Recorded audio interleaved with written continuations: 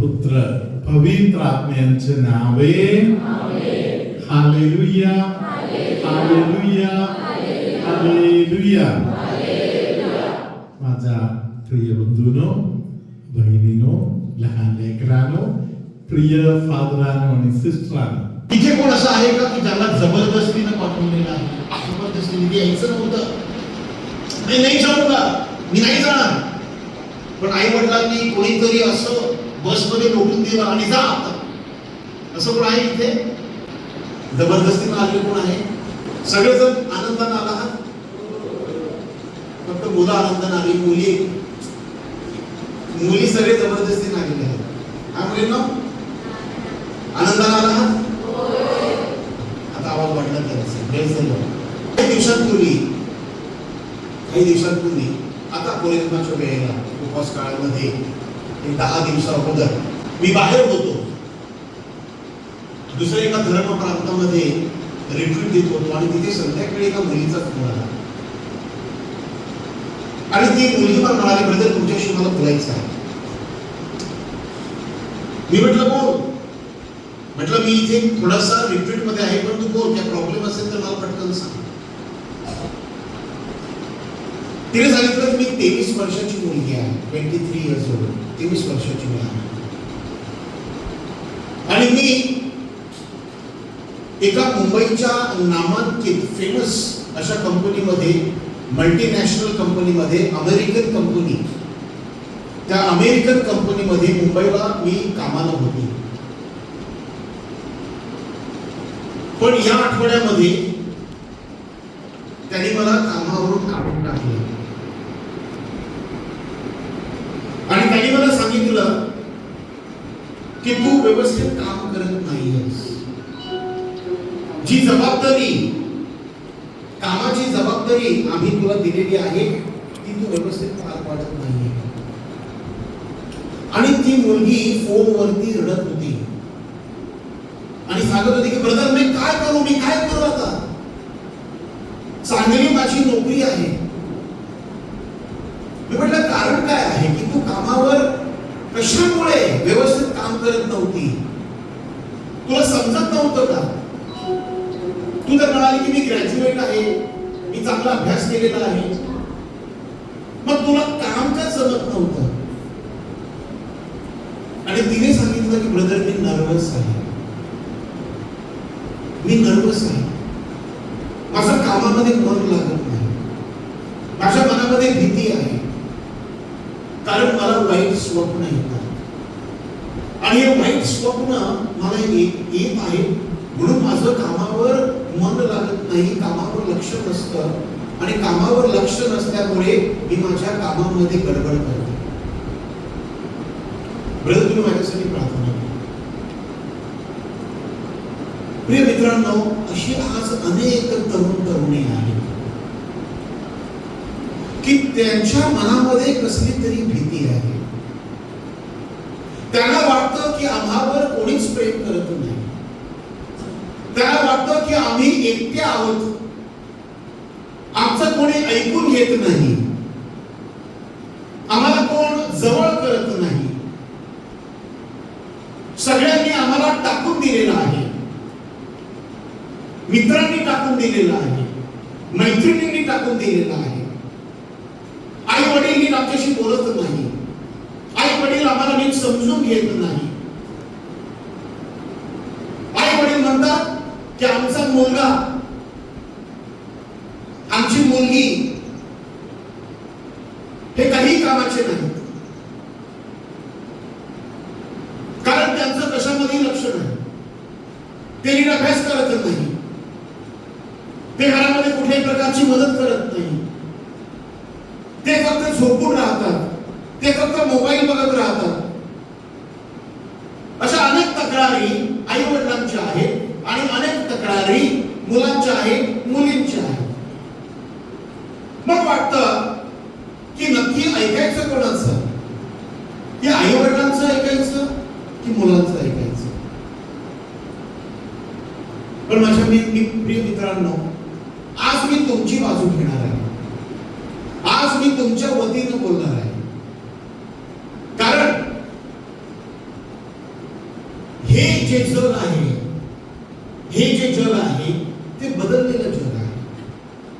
आपल्या आई वडिलांच्या वेळेला किंवा माझ्या वेळेला, आता माझी मुलं सुद्धा तुमच्या वयाचे, तुमच्यापेक्षा थोडी मोठी सुद्धा असू शकतात, हे जग बदललेलं आहे. आम्ही जेव्हा शाळेत जायचो, आम्ही जेव्हा तुमच्यासारखे तरुण होतो, तेव्हा मोबाईल फोन वगैरे काहीच नव्हते. No mobile phone, mobile phone नव्हते त्यावेळेला. त्यावेळेला इंटरनेट नव्हतं, सोशल मीडिया नव्हती. त्यावेळेला काय होतं? Post office. तर कोणालाही पत्र लिहायचं असलं, काहीतरी संदेश पाठवायचा असला, निरोप पाठवायचा असला की चिठ्ठी लिहायची, स्टॅम्प लावायचा आणि पोस्टाच्या पेटीमध्ये टाकायचा, किंवा जाऊन स्वतः भेटायचं आणि सांगायचं. आमच्या वेळेला फोन पण नव्हते, लँडलाईन्स जे होते ते श्रीमंत लोकांकडे होते. आणि म्हणून कम्युनिकेशन, संवाद जो होता तो फार कमी होता. परंतु ह्या जगामध्ये, ज्या जगामध्ये तुम्ही राहत आहात, तुम्ही जीवन जगत आहात, इथे कम्युनिकेशन फास्ट आहे, अतिशय फास्ट आहे. की व्हॉट्सअपमुळे आणि सोशल मीडियामुळे तुम्हाला जे काही सांगायचं आहे, फक्त स्वतःच्या मित्रांना नाही तर जगाला. Now you can speak to the world. तुम्ही जगाशी बोलू शकता फेसबुकद्वारे, इंस्टाग्रामद्वारे, ट्विटरद्वारे. असे अनेक जे इंटरनेटचे किंवा सोशल मीडियाचे जे हँडल्स आहेत, त्या सोशल मिडियाच्या हँडल्सद्वारे एकाच वेळेला तुम्ही जगातल्या अनेक लोकांबरोबर संवाद साधू शकता. अनेक तुमच्या मित्रांना तुम्ही सांगू शकता. तुमचे जे व्हर्च्युअल मित्र आहेत ते खरे मित्र नाही. फेसबुकचा जो मित्र आहे तो तुमचा खरा मित्र नाही. फेसबुकची तुमची जी मैत्रीण आहे ती काही खरी मैत्रीण नाही. ते व्हर्च्युअल मित्र आहेत, व्हर्च्युअल मैत्रिणी आहेत. त्यांना तुम्ही कधी पाहिलं नाही, परंतु चॅटिंग मध्ये चॅटिंग करता करता तुम्हाला ते आवडतात. कदाचित ते कुठला तरी फोटो टाकत असतील, परंतु अनेक वेळा हा फोटो बोगस असतो, खरा नसतो. मुलींना सांगत असा, तुम्हाला वाटत असेल फेसबुकवर तुमची कोणतरी मित्र आहे, मैत्रिणी आहेत. मुलांना तुम्हाला वाटत असेल फेसबुक वरती, इंस्टाग्राम वरती तुमचे कोणतरी मित्र आहेत, मैत्रिणी आहेत. व्हॉट्सअप वरती मित्र आहेत, मैत्रिणी आहेत. त्यांचा जो डिस्प्ले प्रोफाईल वरती, डीपी वर जो फोटो असतो तो बहुतांश 90% खोटा फोटो असतो, खरा फोटो नसतो. कारण ही जी दुनिया आहे, ही जी व्हर्च्युअल दुनिया आहे, ही फसवी दुनिया आहे. इथे खरं काही नाहीये, सगळी फसवेगिरी आहे. आणि या फसवेगिरीला आपण सुद्धा फसून जातो. त्याचा जो ट्रॅप आहे, त्या ट्रॅप मध्ये आपण सुद्धा फसून जातो, आपण सुद्धा अडकून जातो. हा जो सापळा आहे, त्या सोशल मीडियाच्या सापळ्यामध्ये आपण सुद्धा फसतो.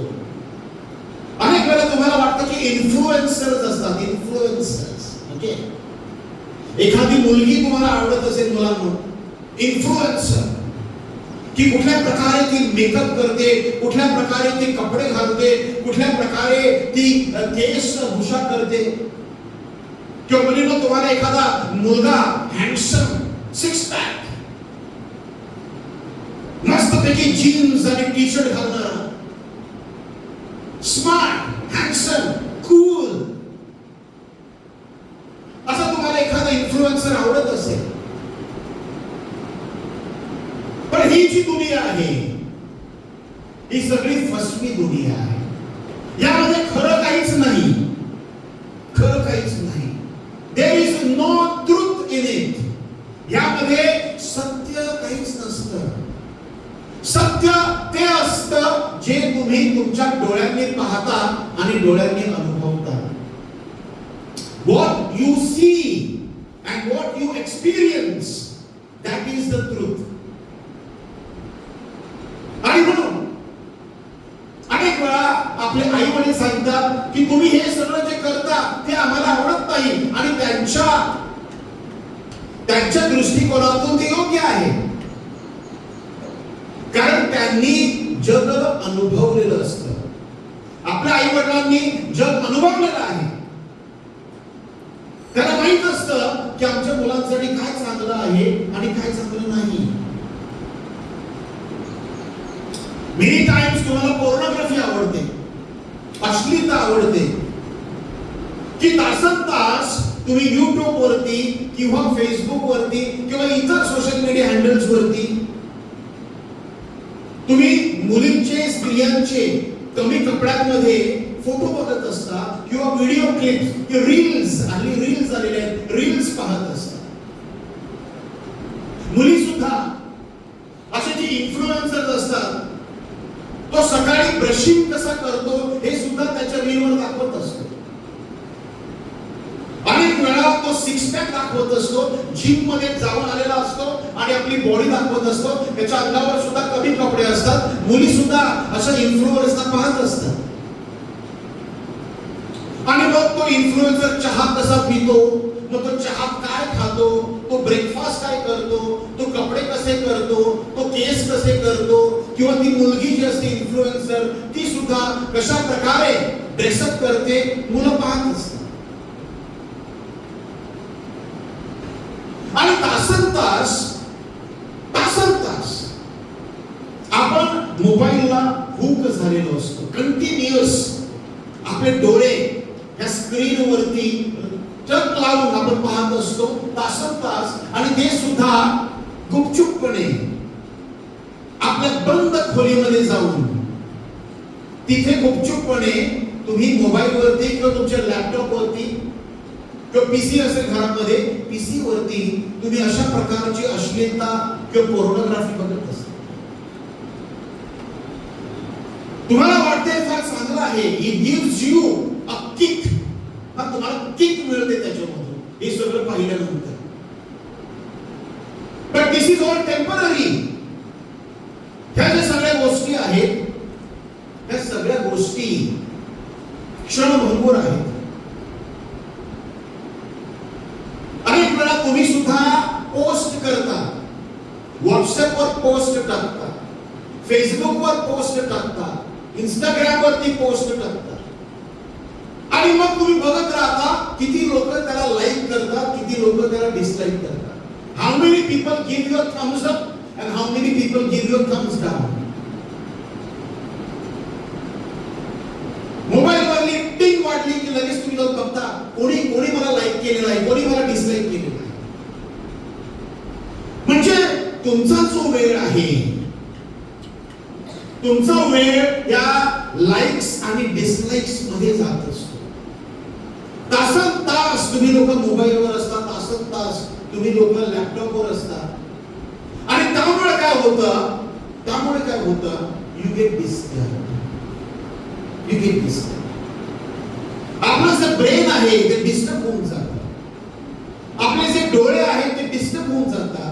कारण तुम्ही जे पाहता ते अनेक वेळ अनेक तास हे तुमच्या मेंदूमध्ये त्याचं स्टोरेज होतं, इन अ सबकॉन्शियस माइंड. आणि मेंदूमध्ये त्याची इमेज स्टोर झाल्यामुळे, तर तुम्हाला माहिती आपला मेंदू आपली हार्ड डिस्क आहे. आपला जो मेंदू आहे ते आपली हार्ड डिस्क आहे. की आपण जे डोळ्यांनी पाहतो किंवा आपण जे हाताने स्पर्श करतो, ती जी भावना आहे, ते जे चित्र आहे, ते आपल्या ह्या हार्ड डिस्क मध्ये जाऊन बसत असतं. आणि मग असे अश्लील चित्र किंवा असं काही भन्नाट तुम्ही काही पाहिलं असेल तर ते हार्ड डिस्क मध्ये असल्यामुळे जरी तुम्ही मोबाईल बंद केला, जरी तुम्ही लॅपटॉप बंद केला, तरी सुद्धा ती इमेज तुमच्या डोळ्यासमोर येत राहते. And you get disturb. अनेक वेळा तुम्ही हॉरर पिक्चर पाहता, हॉरर मूवीज किंवा व्हायलेन्स, मारामारी, टिशू असे गेम्स तुम्ही खेळता, गेमिंग करता तुम्ही, गेम्स ना मोबाईलवरती, लॅपटॉपवरती. हे जे व्हायलेन्स आहे, ही जी मारामारी आहे, हे जे शूटिंग आहे, हे सुद्धा जाऊन तुमच्या मनामध्ये बसतं. असल्यामुळे तुम्ही जेव्हा अभ्यास करायला बसता किंवा तुम्ही जेव्हा प्रार्थनेला बसता किंवा तुम्ही जेव्हा झोपायला जाता, अशा वेळेला हे जे इमेजेस आहेत, हे जे आवाज आहेत, ते पुन्हा तुमच्या डोळ्यांसमोर येत असतात. Because they are stored in your subconscious mind.